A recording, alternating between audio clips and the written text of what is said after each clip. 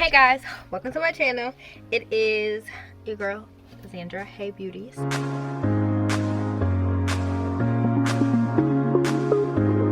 I decided to do this video on ferrets because I'm sick of the disrespect and the ignorance to them and about them. Like any new animal, especially domesticated animals, they're so cute. Honestly, they're like amazing creatures, really smart.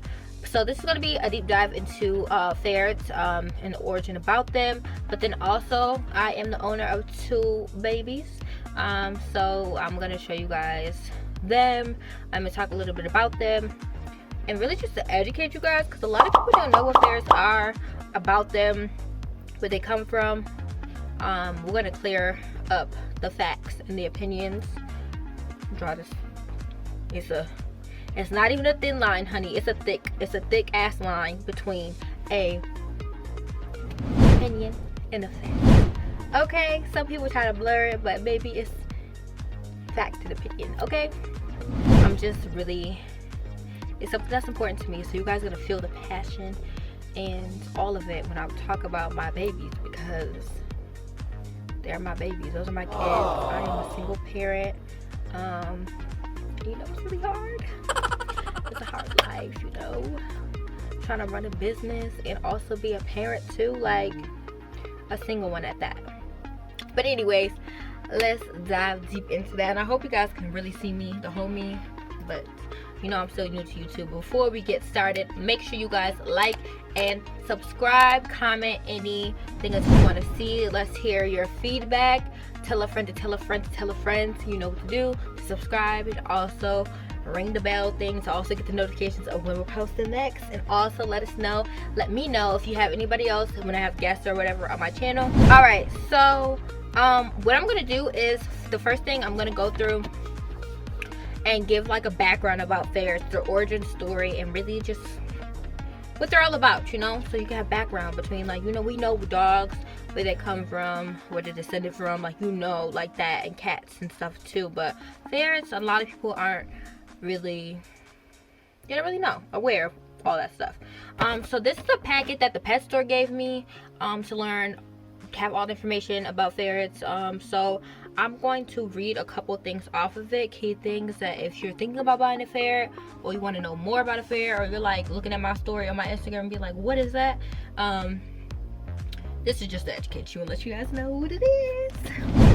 Okay, so first, so a ferret is so the lifespan is 6 to 10 years, so that's a pretty long average of how long they're gonna live. So plan to have that your pet, plan to have your baby for a long time. The average size, so the males and the females are different. So the males in are called hogs, tend to grow up to 15 to 16 inches long, and that is like 2 to 3.5 pounds. And then the females are the gills, and they grow to about 13 to 14 inches long and are about 0.75 to 2.5 pounds. So they're going to be significantly smaller than the males. So that's another way you can tell the difference between them. If you see them and then like one's bigger than the other, usually if they're not babies, you can physically just see, like, that's a male, that's a female, that's a hog, that's a jill, you know. Okay, so I'm gonna read a little expert. I mean, you guys could also read too. I'm sure all this information is on Google and stuff. Google's free, so you guys can search it up too if you guys want. But I'm just gonna read a little bit of their wild history. Ferrets are part of the mustelid family. So that is a group of animals that is named for the fact that they have distinct musk glands, which are often used as a defense mechanism when they are threatened. Badgers, wolverines, otters, mink, weasels, black-footed ferrets, polecats are also mustelids. A lot of people like think, oh, that looks like a rat. It's a rat. It's not a rat. A ferret is, like I said before, like it said in the thing, it's part of a mustelid family, a group of animals. So it's not a part of the it's not part of the rodent family. Rodents are like mice, mouses, like I think a rabbit and like bunnies and stuff are part of like rodent categories and stuff, but mustelids is their own animal category, and you can tend like it also part of like the weasel family. So they're descended from like weasels, so like minks and all the mink eyelashes. So they all kind of look similar, but they're just different type of animals. Ferrets are not rats. They are not rodents. I don't know how many times I have to say it. They are not rats or rodents. They're parts of a different family. They're called the mustelid family. You can do more research on the different ones, or while they tend like the ones that you'll see, they tend to be like out in the wild, and they kind of look like longer rats. Like they do look like them, but they're not rats. And you can tell by the like when you look really closely, but they do have a cute little mouse face. I think that's why everybody thinks that they're rats, but they're not. Also, they talked about like their smell. So the smell is so I think so ferrets come with their own distinct smell. That's why a lot of people don't really like ferrets, because like a part of their defense mechanisms, like they said, from all the other animals in that category that they named, like the badgers or the wolverines or the minks and the other weasels and stuff. They have that strong mass. It's kind of like a skunk too, but they have it that they'll have it so that they know that like protecting themselves basically from potential predators and stuff, because don't nobody want to eat something that smells like that. So that's their defense mechanism. So ferrets, they have that must smell a little bit, but it's not, they don't spray it like skunks or anything like that. And also you can get your ferret like where they take away that smell or whatever. I forgot what it's called, but you can get that done. But also they have different sprays and stuff that you can like spray them with. I have one that smells like baby powder. I just spray rocket sometimes. Honestly, it's not even that bad. I think it's not that bad because I'm used to it, but it's kind of like a light, like little funky smell, but it's not gonna make your whole house smell like that. Like people buy cats all the time and their litters be like ugh, and it makes the whole house smell like that. Like ferrets don't even do that. Like it's not even like that.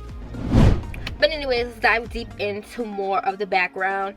So they were still so ferrets have been domesticated for more than 2,000 years and have been kept as pets in America for about 300 years. They were and are still in some countries used to hunt rabbits. They are also quick, slim, and very good at flushing rabbits and other mammals out of burrows. They are illegal to have in some countries. Ferrets illegal to keep in many states or cities because of the fear that they will reproduce quickly.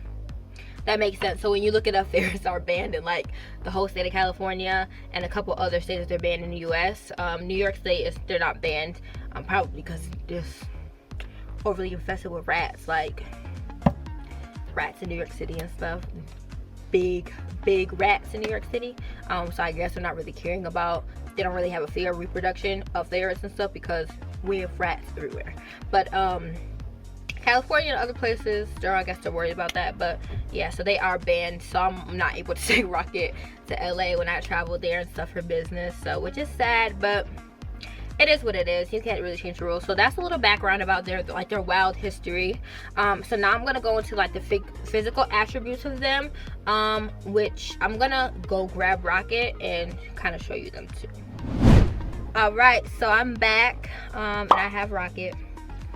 He's so cute. Aww. This is Rocket Stinker Baby. So I've had Rocket. I got Rocket last May 28th. That's his birthday. And he was like, I got him because he was like one of the biggest ones inside the pet store, and I didn't really want a baby one because I already knew ferrets were going to be a lot of work, and I didn't really want to chase around a baby one. So I got him, and also he had the most personality. We like personality in my house. So our house, everybody has their own personality, and it's also really crazy, so he had to have a little personality and get along. But Rocket is pretty much full grown. He's about 2 pounds. We just got it back since I was in Florida. He had to go to boarding. He went to boarding school. And back in his file, they said he was about 2 pounds and 80. Yeah, about a little over 2.5 pounds. And they, like I said, males. He's a male, so the Hobbs can get up to 3.5 pounds, which is kind of big, and Rocket is already kind of big. So let's talk about their physical attributes of what they really look like and their body type. So Rocket, you can see his little face. He has a little face. It's so cute. The little face, people like, he looks like a rat, but he kind of does look like a little, like Stuart Little. We call him Stu. But yeah, but then also when he stretches out, I just woke him up, so he's like tired. You see him yawning. So the physical ones, so they're really long.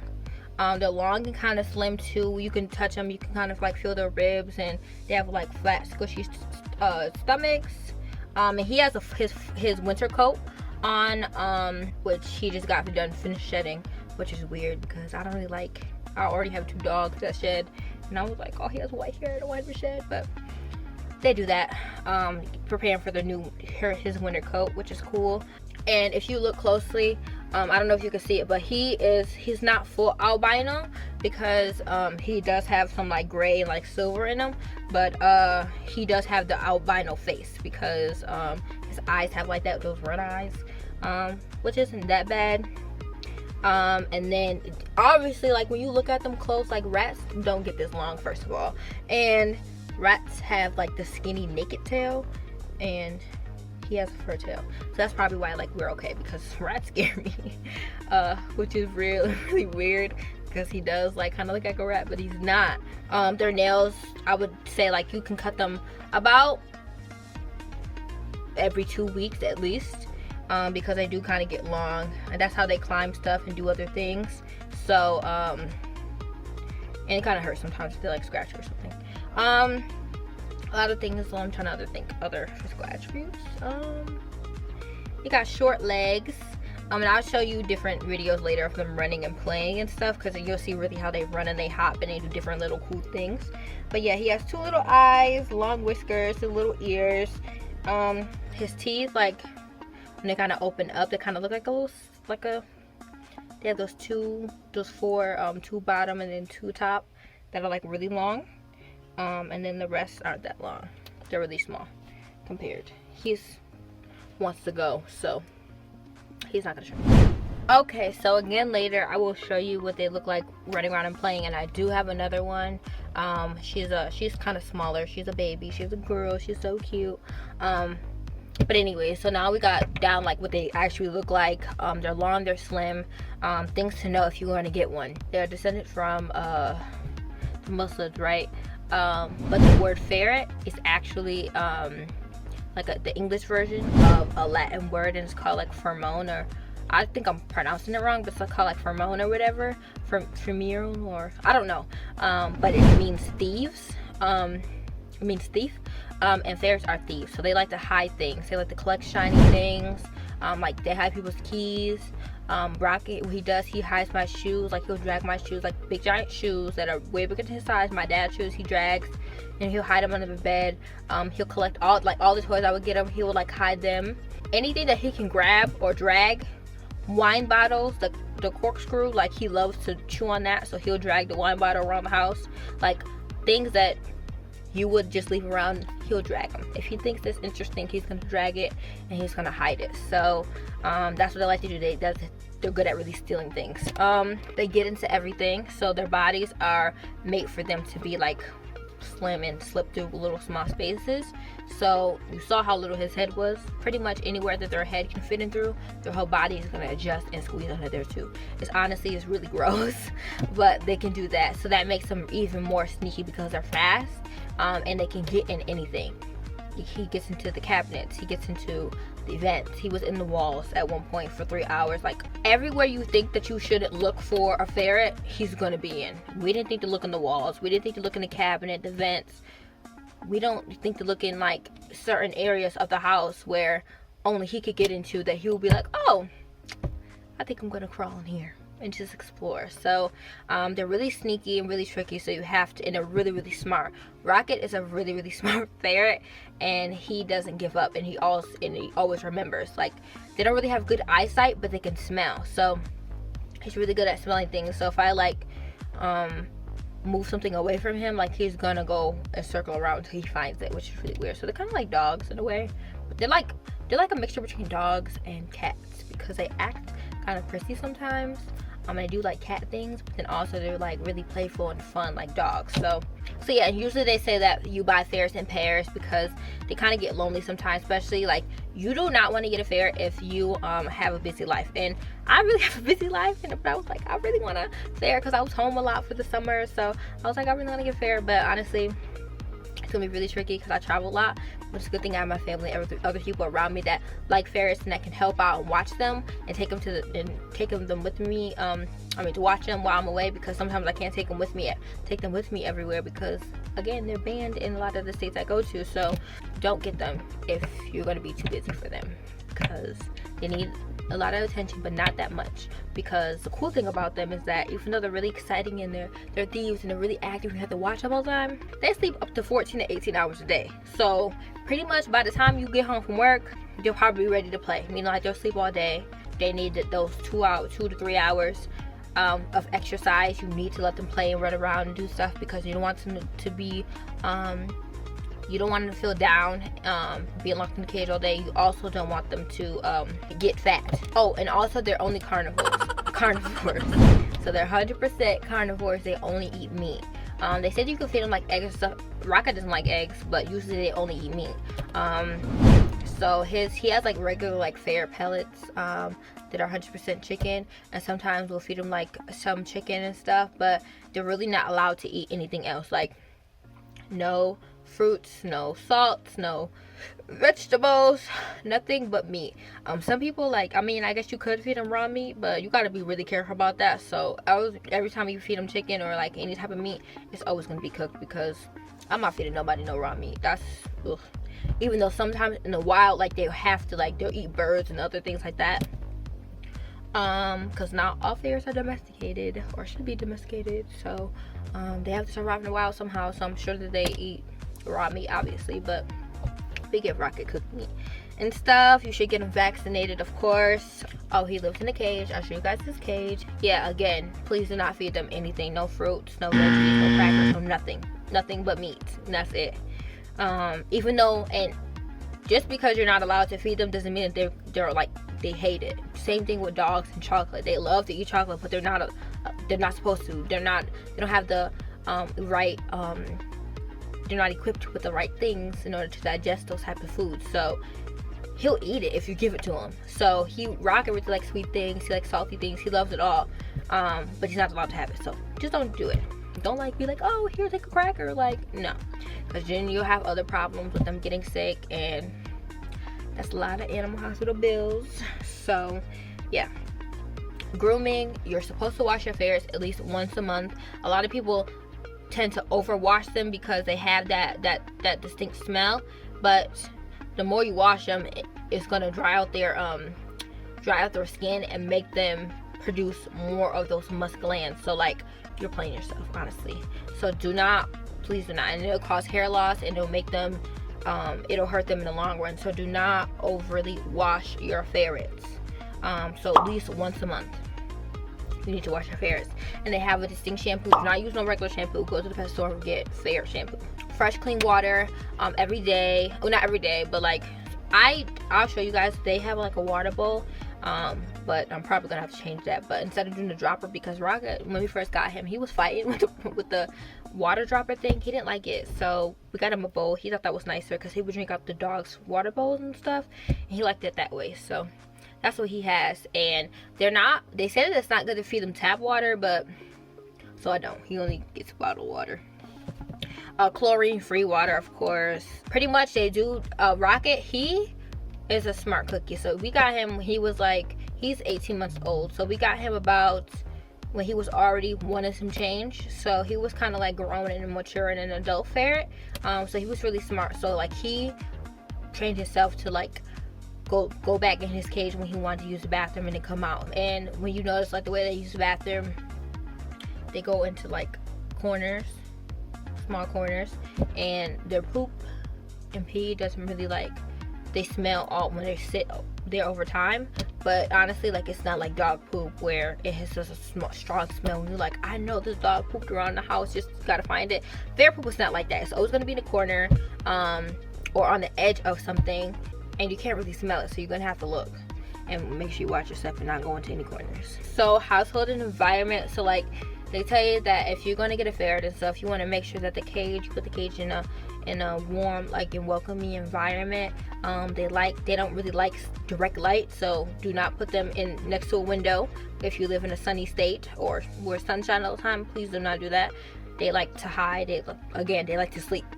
do we like to sleep with the lights on? Some people do, but I always sleep in the dark. So they like to have they won't put them in a shaded area, one place where there's not a light, not a window, or it's not a draft or anything like that, because they don't like to be cold.